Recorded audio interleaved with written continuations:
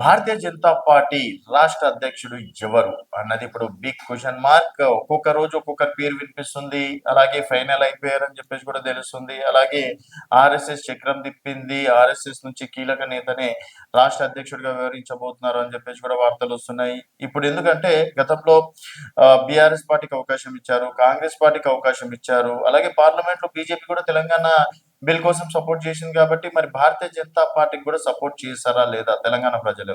8 స్థానాలు అసెంబ్లీ స్థానాలు ఇవ్వడం అనేది జరిగింది. 8 పార్లమెంట్ స్థానాలు ఇవ్వడం అనేది జరిగింది.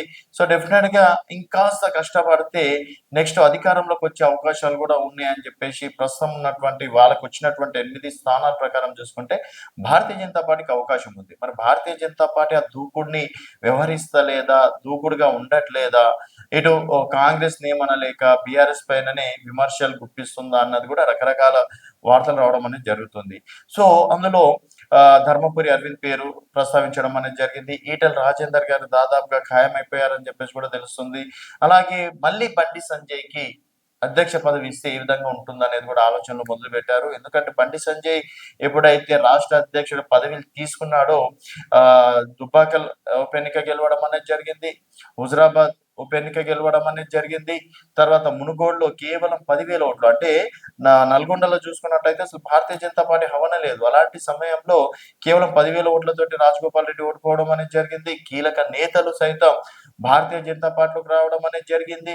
సో తర్వాత బండి సంజయ్ వెళ్ళిపోయిన తర్వాత అంటే పోయిన తర్వాత కిషన్ రెడ్డి గారు వచ్చారు. తర్వాత రాజగోపాల్ రెడ్డి మళ్ళీ కాంగ్రెస్ లోకి వెళ్లారు. విజయశాంతి మళ్ళీ కాంగ్రెస్ లోకి వెళ్ళిపోవడం అనేది జరిగింది. కొంతమంది కీలక నేతలు బీఆర్ఎస్ పార్టీలోకి వెళ్ళిపోవడం అనేది జరిగింది. సో ఆ విధంగా బండి సంజయ్ పాదయాత్రల తోటి తెలంగాణ రాష్ట్ర వ్యాప్తంగా భారతీయ జనతా పార్టీ గ్రామ స్థాయిలో తీసుకెళ్లడంలో కూడా బండి సంజయ్ కీలకంగా వివరించారని చెప్పేసి కూడా చెప్పుకోవచ్చు. సో మళ్ళీ బండి సంజయ్‌కి బాధ్యతలు ఇస్తారా? బండి సంజయ్‌కి బాధ్యతల తర్వాత ఏకంగా జాతీయ ప్రధాన కార్యదర్శి చేయడం అనేది జరిగింది. ఇప్పుడు హోం సహాయ శాఖ మంత్రిగా కూడా ఉన్నారు. మరి డీకే అన్న పేరు కూడా ప్రధానంగా వినిపిస్తుంది. సో బండి సంజయ్ అయితేనే ఇప్పుడు రేవంత్ రెడ్డి అంటేనే మాస్ లీడర్. సో రేవంత్ రెడ్డిని ఢీకొనే సత్తా బండి సంజయ్‌కే ఉంది ఇప్పుడు ఉన్నటువంటి పరిస్థితుల్లో అని చెప్పేసి కూడా ప్రధానంగా వినిపిస్తున్నటువంటి డిమాండ్. మరి బండి సంజయ్‌కి ఇస్తారా? లేకపోతే తన మాటలతోటి ప్రత్యర్థులని 3 చెరువుల నీళ్లు తాగించేంత గొప్ప నాలెడ్జ్ పర్సన్ రఘునందన్ రావు గారు. వారు కూడా ఆశిస్తున్నారు. ఎమ్మెల్యేగా గెలిచారు. తర్వాత ఇప్పుడు ఎంపీగా కూడా గెలవడం అనేది జరిగింది. అలాగే పసుపు బోర్డు తేవడంలో ధర్మపురి అరవింద్ గారు సక్సెస్ అయ్యారు. మరి ఒక బీసీ నేతగా తను కూడా ఆశించడం అనేది జరుగుతుంది.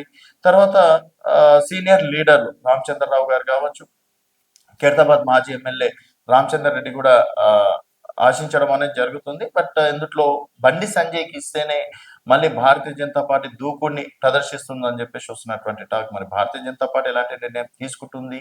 ఒకవేళ బండి సంజయ్‌కి మళ్ళీ రాష్ట్ర అధ్యక్షుని బాధ్యత ఇవ్వాలనుకుంటున్నారా అనేది మీ అభిప్రాయాలు కింద కామెంట్ రూపంలో తెలియజేయండి. చూస్తూనే ఉండండి తెలంగాణ వెలుగు.